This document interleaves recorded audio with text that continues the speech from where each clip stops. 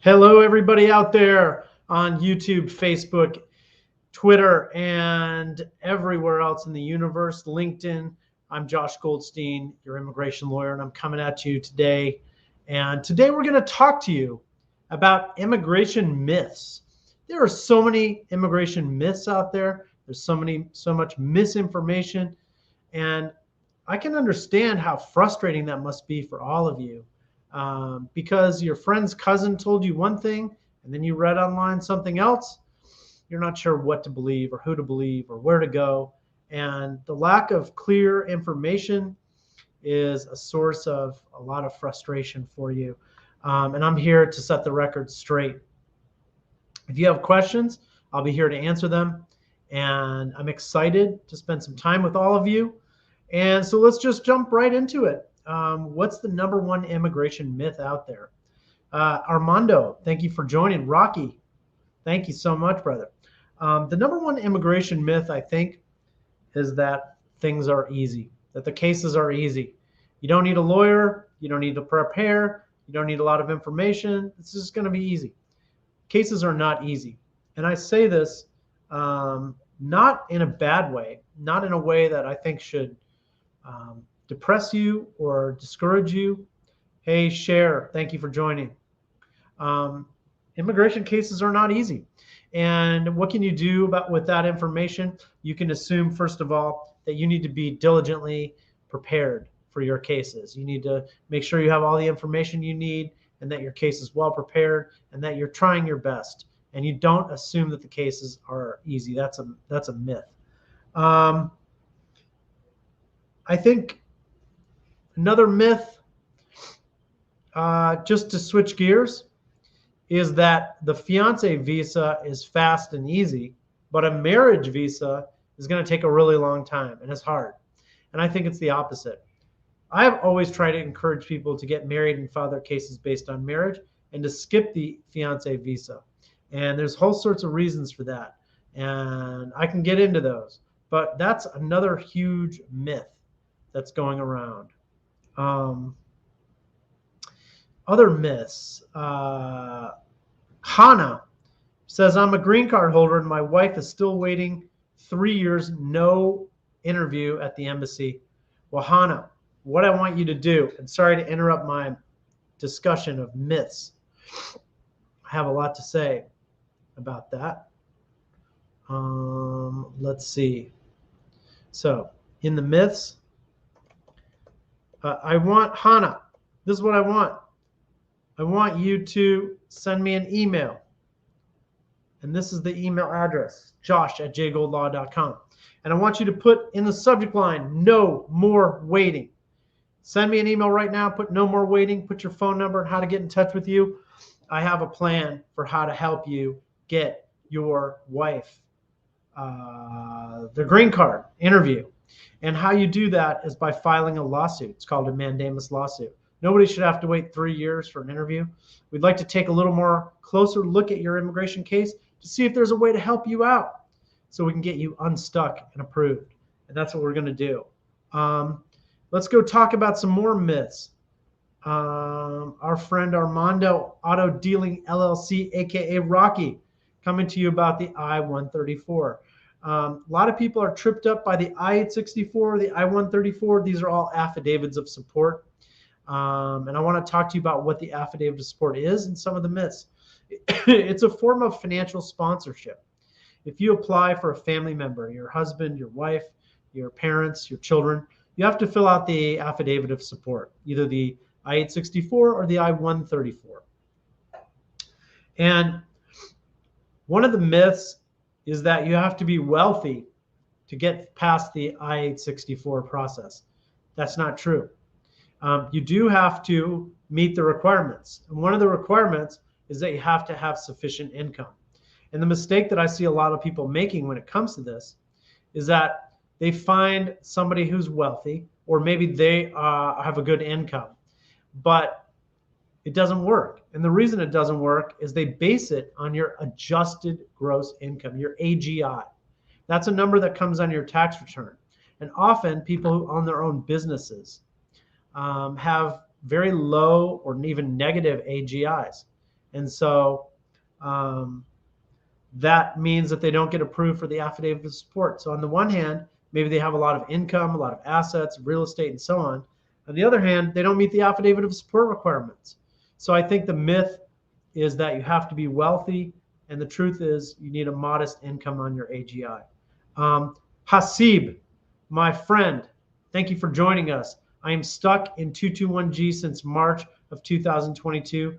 I would absolutely love to help you. I'm sorry that you're stuck. I know how difficult and frustrating that must be. I want you to send me an email. That's my email address right there, josh@jgoldlaw.com. And what I want you to put in the subject line is no more waiting. That will catch my immediate attention, and I'll get back to you right away. The solution for somebody who's been waiting for years and years for their in 221G is to file a lawsuit to challenge the delay. Nasib, what consulate are you at? We'll stick with Nasib for a moment. Please let me know. I'd love to chat with you.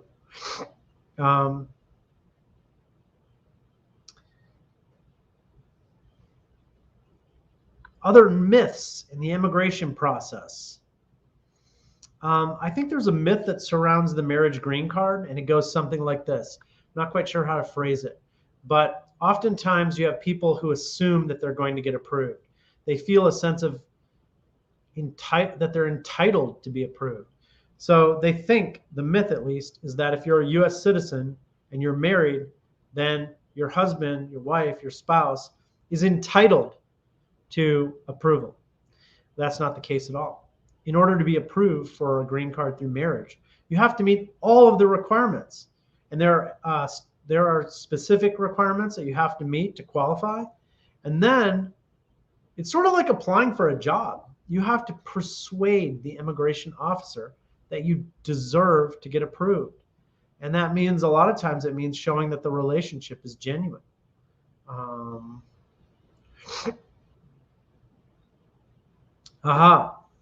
Sakiro Bashiru, thank you for joining us, from our friend from YouTube. Does expediting an EAD through Congress really make any difference? The answer is no, it doesn't. What it does do is it wastes your time. If you try and expedite an EAD, what will happen is 2 months later, you will get in a letter from the congressman, and it will say, "Dear Mr. or Mrs. Bashiru, thank you so much for making an inquiry about your delayed EAD. We've inquired with the immigration system, and apparently your case is currently under review, blah, blah, blah, blah, blah, but you'll get no result out of that."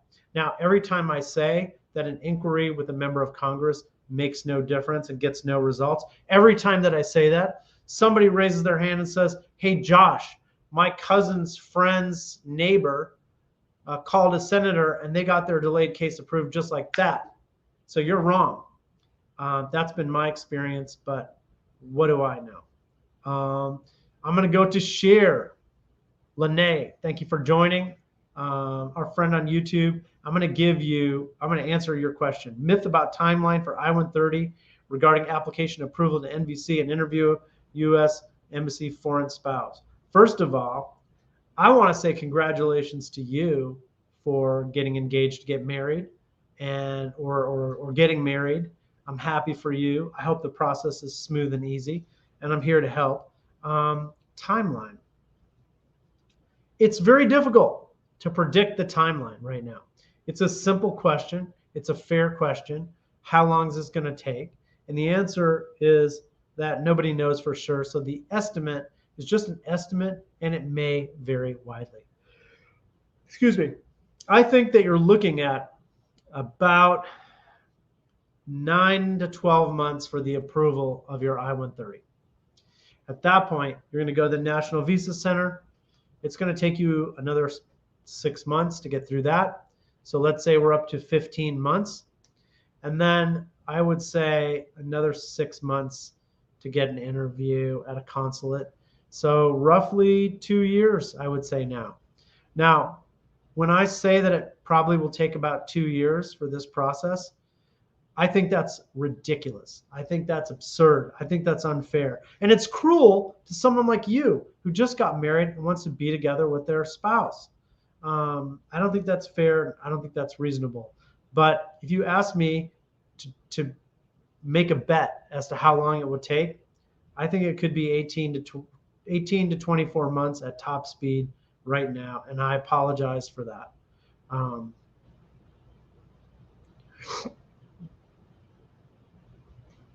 Yulet Castellano, geez, I am Cuban. I am in administrative processing after my I-601 waiver was approved. Could I apply for I-134A? So I'm going to say this very carefully to you, Yulet.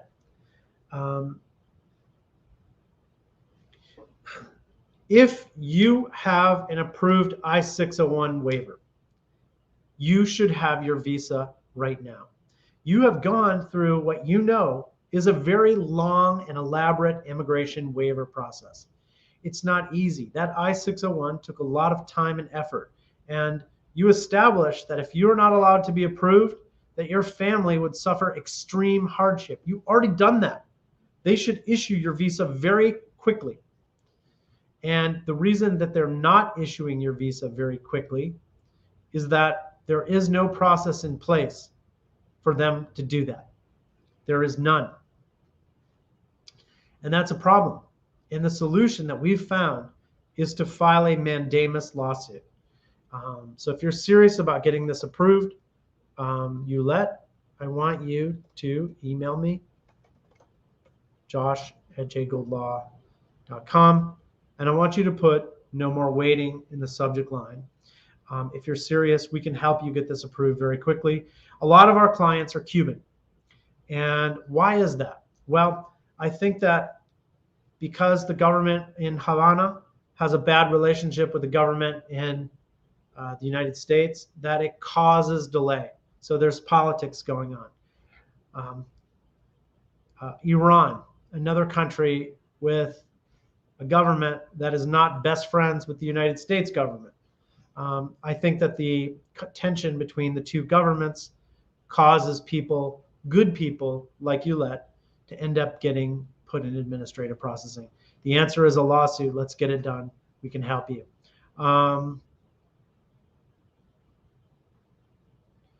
Jordanka,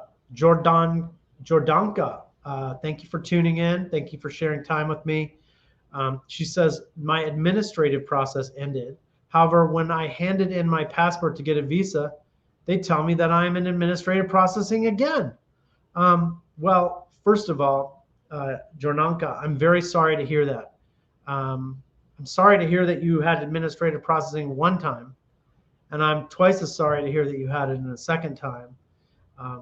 There are only two ways out of administrative processing or any other delay. The first way is to try to wait it out. And that's a good approach, at least initially, because hopefully you'll get approved. But as you wait and as time passes, the weeks go by and then the months go by, and then pretty soon you're in a situation where, you know, years could go by, and it's incredibly frustrating, and you don't know when the end will come. And that's so stressful. And I think that what we do is we step in and we address the uncertainty. We have a plan to take action, and we help you, guide you through it. The lawsuits work. They just work. Here we have Rachel. Rachel, thank you again for coming in. She says, my mom was placed in administrative processing after the interview under 221G. How long is it going to take? We've been waiting 3 months already. One of the, first of all, again, I'm very sorry that you're waiting, and I know how frustrating it could be, especially when it's your own mother. What you have to know is one of the hardest things about 221G or administrative processing is that you have no idea how long it's going to take. You don't know if it's going to take weeks or days or months or even years. It's already been 3 months. The only thing that you can do is to wait blindly or to take action, and we're here to help. Again, I'm going to go back and I'm going to put my email address, josh@jgoldlaw.com. If you want immediate help with this, reach out to me. I'm here for you, and I would love to help be as part of your family's success.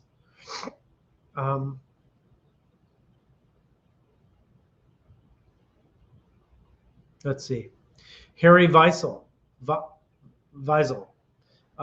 Thank you for tuning in, Harry. Sorry that you need my help at all.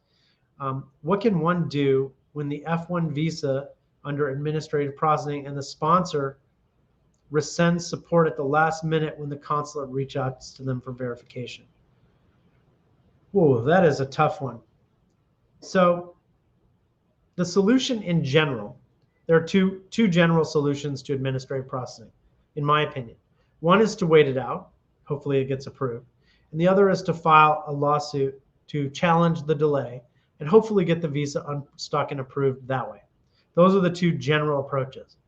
But both waiting it out and filing a lawsuit, they operate with one assumption, and that is that the visa deserves to be approved, that the visa should be approved, that you deserve it. And in this case, unfortunately, you have an F1 visa where the sponsor is no longer there. When the sponsor is not there, then it calls into question whether the F1 visa should be approved. And I think that before you try and wait it out or file a lawsuit, I'd want to go and resolve the deal with the sponsor. Maybe you should find a new sponsor, or maybe reapply for a visa with a different sponsor. But I think you want to go and address that at the source. I don't think that that you're going to get anywhere, because unfortunately, if the sponsor rescinded, you're on shaky grounds, Harry. Again, you can email me and I can help you out with this further, but I think the approval is in doubt if the sponsor is not there, and you gotta fix it at that level. Now, I already got an email from someone in this group, and I'm super happy about that. If anybody else needs help, I want you to reach out to me and tell me, you can send me an email, josh@jgoldlaw.com, put "no more waiting," or put whatever message that you think gets my attention. Explain what's going on in your email, put your phone number, how I can reach you, and I will personally give your case the attention it deserves. With urgency and seriousness, we can do this. What other questions have we got here? Is there anyone who has a big juicy question that they want me to make a whole video about? If you do, message me or email me and let me know. I will make a video to answer your question, and I will be as helpful as I possibly can, and I'll do this for free. All you have to do is ask. I'm here for you, and hoping that I can be of value to you and be of assistance, whether you're a client of mine or not.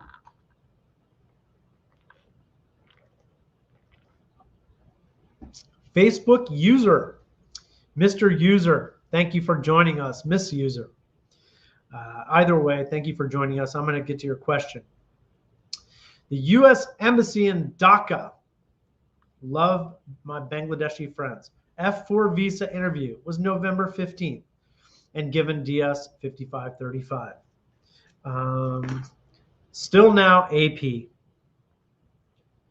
How long should we wait to file a lawsuit? Because there is no necessity, but we are getting depressed and waiting is very frustrating. Well, the answer is that you should take action, because November 15th was a long time ago, and time may not be on your side. We live in an uncertain world. I have plenty of cases and plenty of clients where circumstances in their country changed. COVID outbreak, consulates closed.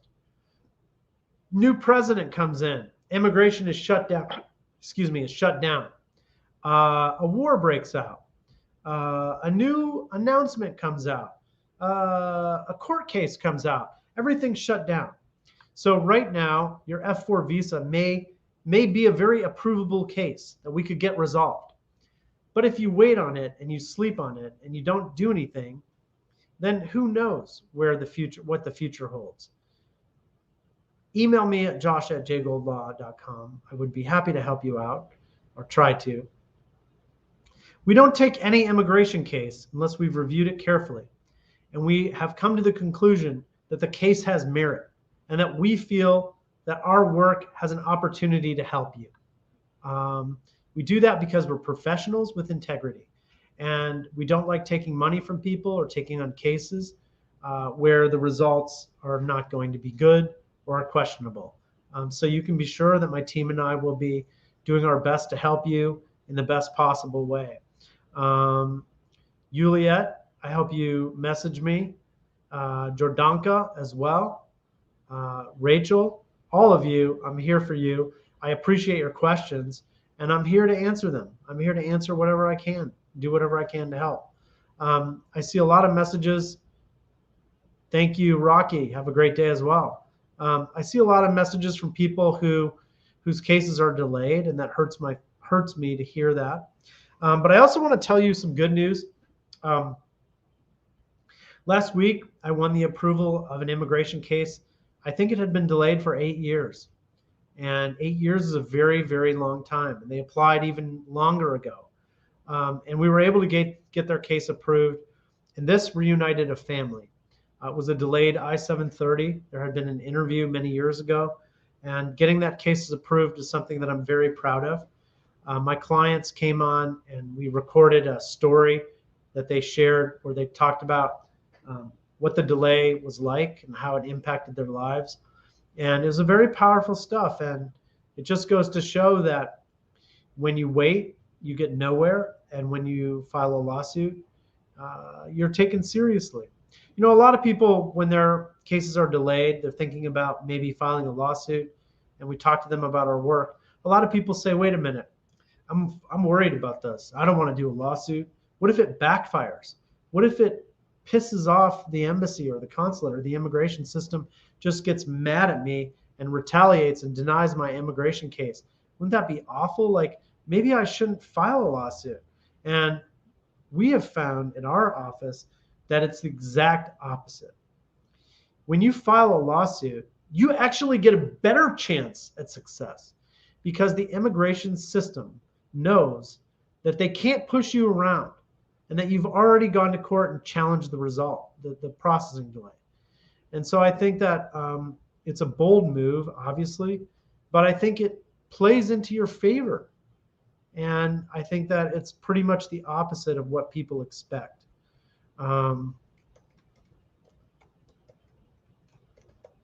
So here's my message to you. No retaliation. Filing a lawsuit and fighting for your right for a decision is not going to cause the immigration system to get mad at you and retaliate. It's just not. Here we have Angel Martinez. Hey, Josh, quick question. How long should I wait after a civil marriage to start a visa spouse process? Can I start right away, or is there a time frame to wait? Well, before I answer that question, congratulations, buddy. I'm happy for you that you got married. This is an exciting day. And I know that when I got married, that was one of the best days of my life. And I hope it was for you too. The question is whether you should wait after getting married to start the spouse visa. And the answer is you shouldn't wait at all. You should get going on it right away. In fact, I've been doing immigration law for more than 20 years. Hardly anybody waits. Most people get married and they immediately apply. In fact, they apply as soon as they can. Sometimes they hire me before they're even married, and I give them a list of that there's things they're supposed to do, and one of them is to go to the courthouse and get married. So yeah, you should get going on this. These applications take longer than you want. How long is an immigration case going to take? The answer is it's going to take longer than you want. That's a cheeky answer, but it's actually true. And so the sooner you apply, the sooner you're going to get approved. And I think it's time to get on it. Facebook user, great question. Can congressmen expedite our visa when it's in administrative processing? I have answered this question before. I have a new video on it, but I'll give you my answer right here. If your visa is in administrative processing and you're serious about solving this problem, contacting a congressman is a waste of your time. It's a waste of your time. It doesn't work. And why is that? Well, I don't know why it is, but let me explain how it plays out so that you're informed. You write to your congressman and you say, listen, my visa's in administrative processing. Can you help me? And the congressman collects some information, makes you sign a release form, and then makes an inquiry on your behalf. I would say 4 to 8 weeks later, you're going to get a letter or an email from them. They're going to say, thank you, Mr. Facebook user. Thank you for enlisting our help. We have formally made an inquiry about your case with the U.S. consulate in, Jakarta, Guangzhou, wherever your visa is. And based on our inquiry and the response that we got from your inquiry, your case is currently in administrative processing. This case takes time to review. There's no estimated time frame. Blah, blah, blah, blah, blah, blah, blah. Thank you so much. We hope we could be of further assistance. It's not going to provide you with any information or help, and you'll waste time doing that. And like I said earlier in this video, every time I tell people that congressional representative is useless, somebody chimes in and says, my friend's cousin's neighbor, brother's sister contacted their senator or congressman, and the case got approved like that. So maybe I'm wrong, but that's my perspective. All right, we got a juicy question here from Alejandro Rodriguez. Thank you so much, my friend, for tuning in. Hello and good night. My wife has an I-601 approved since November. They have been in administrative processing since December 1st at the U.S. Embassy in Havana. How long could it take me to file mandamus with my wife and have the visa issued? Well, first of all, as I said earlier in this, video, there was someone else in this meeting, and it was Juliet. Maybe it's the same person. I don't know. But she had a very similar situation. Cuban I-601 waiver. I-601 waiver was approved. Where's the visa? There is no visa. They haven't approved it yet. And the answer, the reason that they do this, in my experience, there is no process that the embassies have to handle and process someone who has an I-601 waiver. So in other words, you go to your visa interview and they say, I'm sorry, you need a waiver. You apply for the waiver and you file the application for the waiver, which by the way, is very hard to prepare and requires a $930 filing fee. The processing times take forever. And after you go through all that, as Alejandro knows, and as Juliet knows, after you go through all that hassle and you get approval, they still don't give you the visa. The answer is to file a mandamus lawsuit. A mandamus lawsuit will get this unstuck and approved.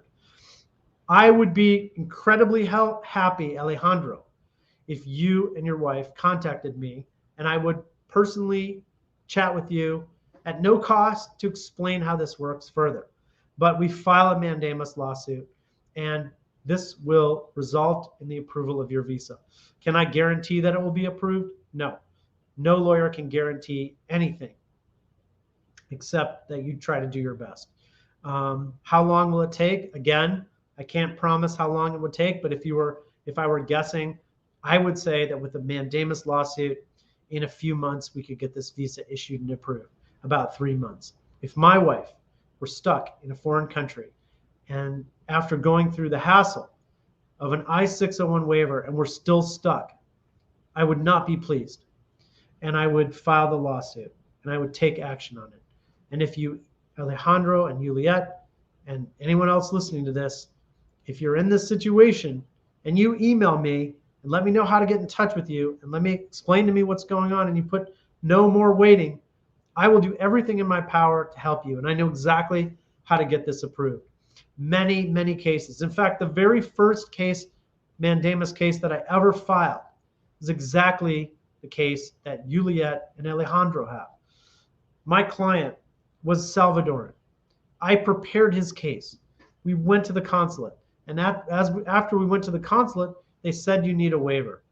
We were devastated. We prepared a beautiful waiver. After months and months and months and months, the waiver got approved. After the waiver got approved, we waited with no action. And it was only when we sued them out of frustration that we got this case approved.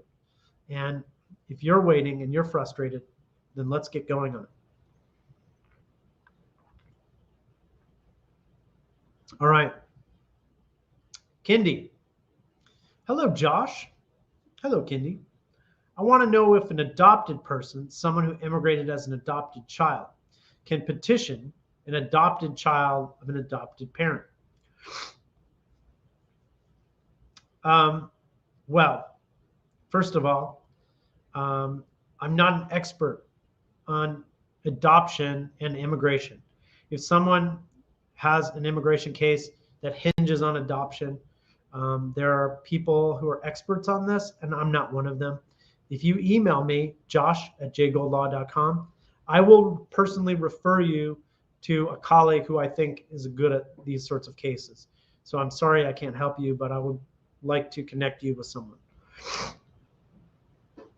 Can LegalNet help with an F1 visa 241B? Okay, Harry, let's break this down. 214B is a refusal because the person has failed to overcome the presumption of immigrant intent. Let me explain what that means. You can only get a student visa if you can show. You can only get a student visa if you can show that at the end of your time as a student in the US, that you plan to return to your home country. That means showing that you have ties to your home country, that you have family in your home country, that you have a job in your home country, that you have property, et cetera, et cetera, et cetera. And if you've been denied based on 214B, I do not think that LegalNet will help you. LegalNet, if it's helpful at all, and I don't know that it is, then it helps when there is a serious legal issue where the consulate has made a legal error. And here you're just unhappy with the result, but it may not be a legal error. Also, LegalNet takes a year or more, so it may not be an effective solution at all. Let me see what other questions we have. Shannon, thank you so much. She says, I'm noticing that many petitions from African countries get stalled and delayed for no real valid reason. I'm a US government teacher, and I don't understand how this isn't stereotyping and blatant discrimination. Why doesn't anyone look into this? Shannon, I could not agree with you more. A lot of our clients who get delayed, the reason they get delayed, in my opinion, is that they live in a country that does not have good political relationship with the US, like Alejandro and Juliet, who are Cuban, or like someone from Iran or Pakistan or China, or any Muslim country. I think there's some sort of Islamophobia or Muslim ban. And I think it's horrible. I think personally and professionally as a lawyer, I think everyone should be treated equally under the law. And I don't know what you think, but that's what I believe. And I think that people from Africa should be treated the same as Mexicans, Canadians, the French, the Germans, Chinese. Everyone should be treated equally under the law. And instead, they single out certain countries for delays. And that's one reason I like suing, to help people. Hey, Josh, what do you think about the whole DS 5535 questionnaire for people applying from certain countries and certain backgrounds? If the Muslim ban was rescinded by the Biden administration, why does this even exist? Isn't this akin to a waiver requirement and unlawful? I completely agree, and that ties in with the last statement that I made. DS 5535 is BS. This is part of the Muslim ban that Trump put into place.